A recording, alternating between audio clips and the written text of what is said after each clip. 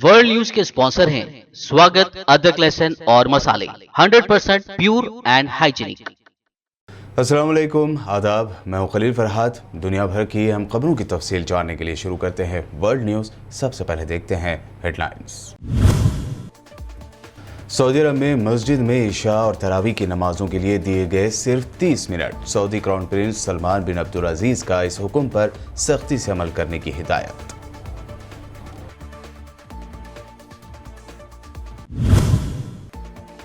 UAE, Bahrain और मराकश के बाद अब सूडान की इसराइल के साथ डील जल्द। मुस्लिम अक्सरियती अफ्रीकी कंट्री सूडान अगले हफ्ते इसराइल भेजेगा अपना वफद, जिसमें सिक्योरिटी और इंटेलिजेंस हुक्काम होंगे शामिल। अमेरिका ने जारी कर दी अफगानिस्तान से अपनी फौज निकालने की डेट। अब 11 सितंबर 2021 तक अमेरिकी फौजियों से खाली हो जाएगा अफगानिस्तान। तालिबान का था शदीद दबाव।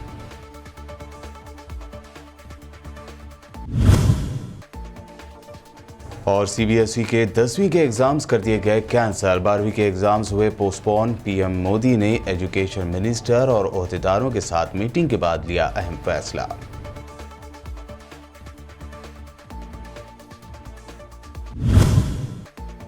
हरिद्वार में 1 महीने तक चलने वाले कुंभ मेले में बढ़ती भीड़ से सिर्फ 2 ही दिन में मची अफरा तफरी। बड़े पैमाने पर लोग हुए कोरोना पॉजिटिव। संजय राउत ने कहा, कुंभ से वापस लौटने वाले लोग बनेंगे बड़ा खतरा। नेशन वाइड लॉकडाउन की खबरों पर फाइनेंस मिनिस्टर निर्मला सीतारमण ने दे दी सफाई। कहा, पूरी तरह से नहीं ठप करना चाहते भारत की इकोनॉमी। भारत भर में नहीं लगेगा लॉकडाउन। मिस्र यानी इजिप्ट में सलाहुद्दीन अयूबी किले में लगाई गई एक तोप भी 1467 के बाद पहली बार सहरी और इफ्तारी के औकात के लिए इस्तेमाल की गई। ये तो कई सदियों तक काम करती रही। 30 साल पहले खराबी की वजह से इसका इस्तेमाल बंद कर दिया गया था, लेकिन हाल ही में इसकी मरम्मत के बाद इसे दोबारा तैयार कर लिया गया है और इस माह रमज़ान से इसका इस्तेमाल किया जा रहा है। मिस्री महकमा आसार कदीमा व तारीख़ी मकामात की मुआविन वज़ीर ऐमान ज़ैदार ने बताया कि टूरिज़म एंड आर्कियोलॉजी मिनिस्ट्री ने इस पुरानी तोप को दोबारा तैयार कर लिया है। ये तोप किले सलाहुद्दीन अयूबी में नस्ब है और इसका इस्तेमाल माजी में गुरूब आफ्ताब या इफ्तारी के वक्त एक गोला दाग कर इफ्तारी का ऐलान किया जाता था। उनका कहना था कि ये तोप सहर व इफ्तार के पुराने तरीक़ों को ज़िंदा रखने की एक अलामत है। इसे जदीद टेक्नोलॉजी की मदद से तैयार किया गया है और तोप से सहरी और इफ्तारी के वक्त दूर तक देखी जाने वाली शुआएं यानी रेज़ निकलती हैं। सऊदी अरब के crown prince Salman bin Abdul अजीज ने रात की नमाज के वक्त मस्जिद में 30 मिनट से ज़्यादा वक्त रुकने पर पाबंदी लगा दी है। वली सलमान बिन अब्दुल अजीज ने अपने बयान में कहा कि रमज़ान मुबारक के दौरान नमाज तरावी का वक्त 20 मिनट से कम करके 10 मिनट कर दिया गया है। उनका मजीद कहना था कि पूरे मुल्क में इशा की नमाज का दौरानिया 30 मिनट से ज़्यादा नहीं होगा। ये फैसला कोरोना वायरस के बढ़ते हुए फैलाव को रोकने के लिए किया गया है। कई अरब ममालिक के इसराइल के साथ मुआहदों के बाद अब मुस्लिम अक्सरियती अफ्रीकी मुल्क सूडान भी जल्द ही इसराइल के साथ 2 तरफ़ा ताल्लुकात पर डील कर सकता है। इसी ज़िम्न में सूडान अगले हफ्ते अपना पहला सरकारी वफ़द यानी डेलीगेशन इसराइल भेजने का इरादा रखता है, ताकि गुज़िश्ता बरस अमेरिकी सालसी में दोनों ममालिक के दरमियान 2 तरफ़ा ताल्लुकात को अमली शक्ल दी जा सके। ज़राए के मुताबिक सूडानी वफ़द में सिक्योरिटी और इंटेलिजेंस हुक्काम शामिल होंगे। अगले हफ्ते के तयशुदा दौरे के लिए तारीख की मंजूरी का इंतज़ार है। सूडान और इसराइल की हुकूमतों ने इस खबर पर फ़िलहाल कोई तबसरा नहीं किया है। साबिक़ अमेरिकी सदर डोनाल्ड ट्रंप की इंतज़ामिया की कोशिशों से गुज़िश्ता बरस मुत्तहदा अरब अमारात, बहरीन और मराकश के बाद सूडान ने भी इसराइल के साथ मामूल के ताल्लुकात इस्तवार करने का ऐलान किया था। मौजूदा सदर जो बाइडन की इंतज़ामिया ने भी इसी पॉलिसी पर अमल करने का इशारा दिया है। अमेरिका ने 11 सितंबर 2021 तक अफगानिस्तान से अपने तमाम फौजियों के निकालने का फैसला किया है, जिसका ऐलान सदर जो बाइडन करेंगे। हुकूमत के एक जिम्मेदार एहलकार ने मंगल को ऐलान किया था कि सदर जो बाइडन समझते हैं कि अफगानिस्तान में 20 सालों से जारी जंग का खात्मा अमेरिका के फ़ायदे में है और इससे मुताल्लिक़ अहम ऐलान भी करेंगे। व्हाइट हाउस ने भी इस खबर की तस्दीक कर दी है। सीनियर अफसर ने बताया कि अफगानिस्तान से अफवाज की वापसी का मकसद उस वक्त आलमी सतह पर दरपेश मसाइल पर नज़र रखने के लिए है और ये वो मसाइल है जिनका सामना 20 सालों पहले नहीं था। याद रहे कि अमेरिका में 11 सितंबर 2001 को वर्ल्ड ट्रेड सेंटर और पेंटागन पर दहशतगर्दों ने हमला किया था, जिसके बाद वाशिंगटन ने दहशतगर्दों के खिलाफ जंग का ऐलान करते हुए अफगानिस्तान पर हमला कर दिया था। तालिबान का कहना है कि 16 अप्रैल से तुर्की के शहर इस्तांबुल में शुरू होने वाले अमन मज़ाकरात में फ़िलहाल शिरकत का उनका कोई इरादा नहीं है। तालिबान शूरा अभी इनका तफसीलात का जायज़ा ले रही है जो अमेरिका ने फराहम की हैं। तालिबान के तर्जुमान मोहम्मद नईम ने कहा है कि अभी अमन मज़ाकरात में शिरकत के लिए कमेटी के अरकान का तयन नहीं हो सका है। तालिबान तर्जुमान के मुताबिक मज़ाकरात में शामिल होने से मुताल्लिक़ हतमी फ़ैसले का ऐलान जल्द कर दिया जाएगा। साबिक़ तालिबान कमांडर सईद अकबर आगा ने कहा है कि जब तक अमेरिका डील के मुताबिक अफ़गानिस्तान से अपनी फ़ौज को नहीं निकालेगा, उस वक्त तक अफ़गान हुकूमत के साथ मज़ाकरात आगे नहीं बढ़ सकते। ईरान ने ऐलान किया है कि आइंदा हफ्ते से यूरेनियम की 60% तक अफजूदगी का अमल शुरू कर दिया जाएगा। इसकी तस्दीक इंटरनेशनल एटॉमिक एनर्जी एजेंसी यानी IAEA के लिए ईरानी सफ़ीर काजिम गरीबाबादी ने की है। उन्होंने मज़ीद बताया कि ये अमल नतांज के जोहरी प्लांट पर शुरू होगा। वाज़ेह है कि नतांज में इस अहम जोहरी प्लांट पर चंद दिन पहले साइबर अटैक किया गया था और यहाँ की पावर सप्लाई ठप हो गई थी। ईरान ने इस हमले का इल्ज़ाम इसराइल पर लगाया था। ईस्ट अफ्रीकी कंट्री जिबूती के साहिली इलाके में एक कश्ती डूब जाने से इसमें सवार कम अज़ कम 42 माइग्रेंट्स की मौत हो गई। इंटरनेशनल माइग्रेंट ऑर्गेनाइजेशन यानी IOM ने एक रिलीज़ जारी करके इस बात की इत्तला दी। IOM की रिलीज़ के मुताबिक स्मगलरों की एक कश्ती जिबूती के साहिली इलाके में डूब गई। कश्ती में महाजिर सवार थे और वो तशद्दुद-ज़दा यमन से कूच करके जिबूती की जानिब जा रहे थे। कश्ती के डूबने की वजूहात का पता नहीं चल सका है। मार्च के महीने में ही अब तक 2343 से ज़्यादा महाजिर यमन से जिबूती आ चुके हैं। वर्ल्ड न्यूज़ में वक्त हुआ है एक शॉर्ट ब्रेक का। ब्रेक के बाद जल्द लौटेंगे और देखेंगे अहम नेशनल न्यूज़।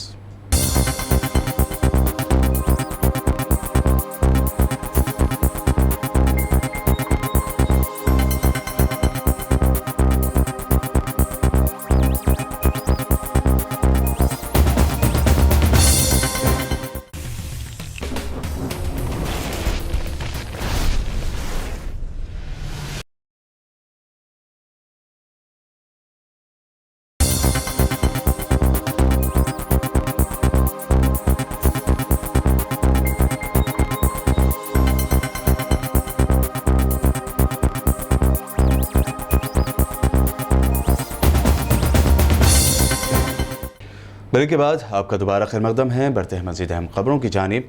कोरोना वायरस के बढ़ते असर के दरमियान CBSE के एग्ज़ाम्स को लेकर सेंट्रल गवर्नमेंट ने बड़ा फैसला लिया है। CBSE के 10वीं के एग्ज़ाम्स को कैंसिल कर दिया गया है, जबकि CBSE 12वीं के एग्ज़ाम्स को टाल दिया गया है। आज PM मोदी ने एजुकेशन मिनिस्टर और मिनिस्ट्री के दीगर ओहदेदारों के साथ एक अहम मीटिंग ली थी, जिसमें यह फैसला लिया गया। आपको बता दें कि मुल्क में लगातार बढ़ रहे कोरोना बहरान के दरमियान कई रियासतों के CMs, जिनमें अरविंद केजरीवाल, लीडर्स जिनमें राहुल और प्रियंका गांधी, तो वहीं एजुकेशन एक्सपर्ट्स ने मोदी से मुतालबा किया था कि CBSE के एग्ज़ाम कैंसिल कर दिए जाए।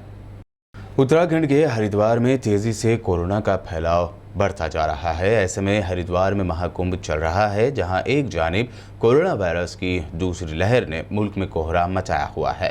वैक्सीन और अस्पतालों में बेड की कमी पड़ रही है, तो वहीं दूसरी जानिब हरिद्वार में हज़ारों लाखों की तादाद में हिंदू अक़ीदतमंद पहुंच रहे हैं। एक महीने तक चलने वाले कुंभ मेले में करीब 10 लाख लोग हिस्सा लेंगे। सेंट्रल होम मिनिस्ट्री की जानिब से जारी किए गए कोविड गाइडलाइंस की इस मौके पर धज्जियाँ उड़ाई गई। लोग वहां पर बिना मास्क और सोशल डिस्टेंसिंग की खिलाफ वर्जी करते हुए नजर आए। कुंभ में लोगों से हालांकि कोविड गाइडलाइंस पर अमल करने की हिदायत वाले पोस्टर लगाए गए हैं, वहीं खिलाफ वर्जी करने वालों पर कार्रवाई की वार्निंग भी दी गई है। लेकिन हिंदू अक़ीदतमंदों का कहना है कि कुंभ मेले में कोरोना गाइडलाइंस पर अमल करना मुश्किल है।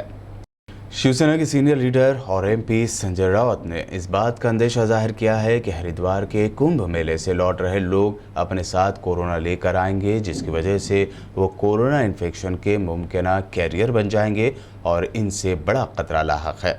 संजय राउत के ये रिमार्क्स एक ऐसे वक्त में आए हैं जब एक दिन पहले ही हज़ारों अक़ीदतमंदों ने गंगा नदी के मुख्तलिफ घाटों पर हरिद्वार में मुक़द्दस डुबकी लगाई। राउत ने कहा कि त्योहारों और मजहबी तकारीब पर पाबंदी लगाना शिवसेना के लिए तकलीफदेह है, लेकिन पार्टी में लोगों की जान बचाने के लिए ऐसा करने की हिम्मत है। उन्होंने कहा कि महाराष्ट्र में जिस तरह लॉकडाउन लगाया गया है, उसी तरह अगर पूरे मुल्क में भी लॉकडाउन लगाया जाएगा तो उन्हें हैरत नहीं होगी। मुल्क में तेज़ी से बढ़ रहे कोरोना केसेस के बाद कई शहरों में लॉकडाउन लगाया जा रहा है। ऐसे में लोगों में इस बात का भी अंदेशा है कि क्या नेशन वाइड लॉकडाउन यानी पूरे मुल्क में लॉकडाउन लगाया जा सकता है। इस पर फाइनेंस मिनिस्टर निर्मला सीतारमण ने साफ तौर पर कहा है कि पूरे मुल्क में लॉकडाउन नहीं लगाया जाएगा, बल्कि कोरोना वबा की रोकथाम के लिए सिर्फ मकामी सतह पर कंट्रोल के कदम उठाए जाएंगे। फाइनेंस मिनिस्ट्री ने ट्विटर पर लिखा कि फाइनेंस मिनिस्टर निर्मला सीतारमण ने कोरोना वायरस वबा के फिर से फैलने को रोकने के लिए 5 पॉइंट पॉलिसी शेयर की है, जिसके मुताबिक जांच, पता लगाना, इलाज करवाना, वैक्सीनेशन और कोविड-19 को फैलने से रोकने के लिए मुनासिब इक़दामात हैं। वहीं सीतारमण ने कहा कि हम पूरी तरह से भारत की इकोनॉमी को ठप नहीं करना चाहते, इसीलिए नेशन वाइड लॉकडाउन पर अमल नहीं किया जा रहा है।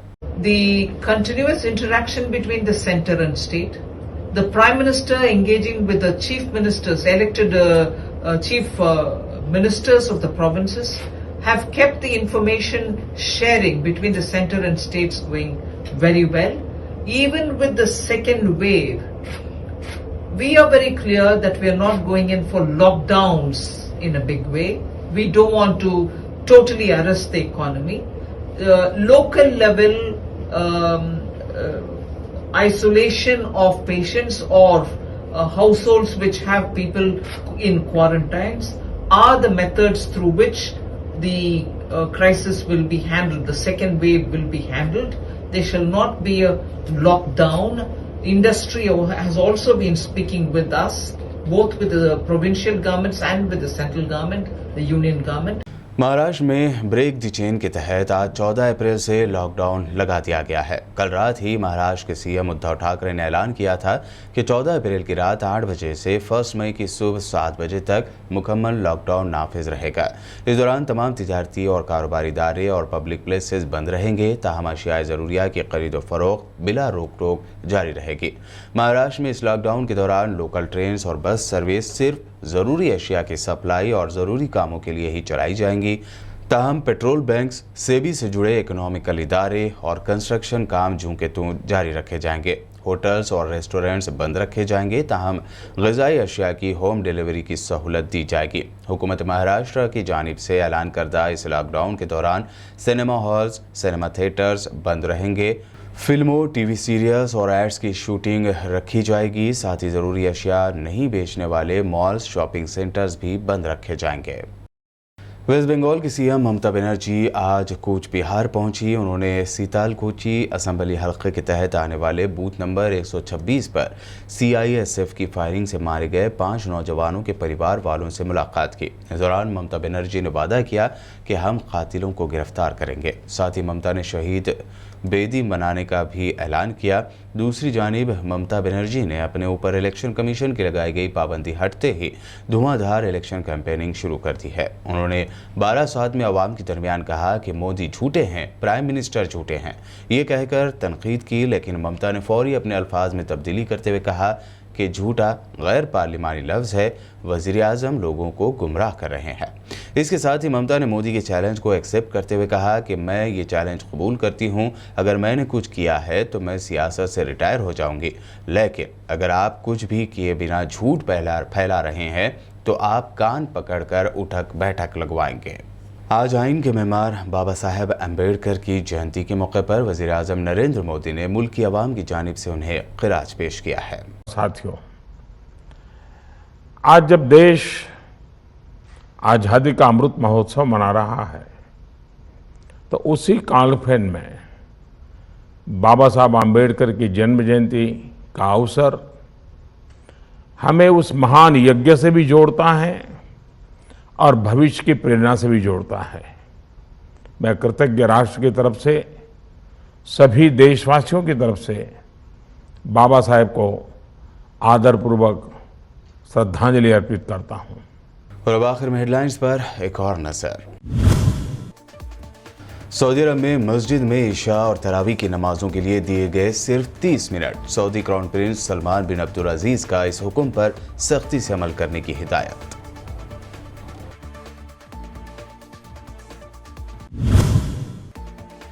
यूएई, बहरीन और मराकश के बाद अब सूडान की इसराइल के साथ डील जल्द। मुस्लिम अक्सरियती अफ्रीकी कंट्री सूडान अगले हफ्ते इसराइल भेजेगा अपना वफद, जिसमें सिक्योरिटी और इंटेलिजेंस हुक्काम होंगे शामिल। अमेरिका ने जारी कर दी अफगानिस्तान से अपनी फौज निकालने की डेट। अब 11 सितंबर 2021 तक अमेरिकी फौजियों से खाली हो जाएगा अफगानिस्तान। तालिबान का था शदीद दबाव।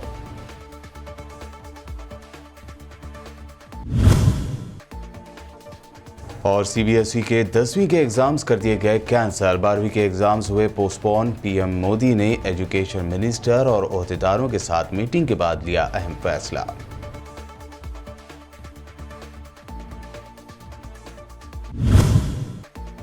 हरिद्वार में 1 महीने तक चलने वाले कुंभ मेले में बढ़ती भीड़ से सिर्फ 2 ही दिन में मची अफरा तफरी। बड़े पैमाने पर लोग हुए कोरोना पॉजिटिव। संजय राउत ने कहा, कुंभ से वापस लौटने वाले लोग बनेंगे बड़ा खतरा। नेशन वाइड लॉकडाउन की खबरों पर फाइनेंस मिनिस्टर निर्मला सीतारमण ने दे दी सफाई। कहा, पूरी तरह से नहीं ठप करना चाहते भारत की इकोनॉमी। भारत भर में नहीं लगेगा लॉकडाउन।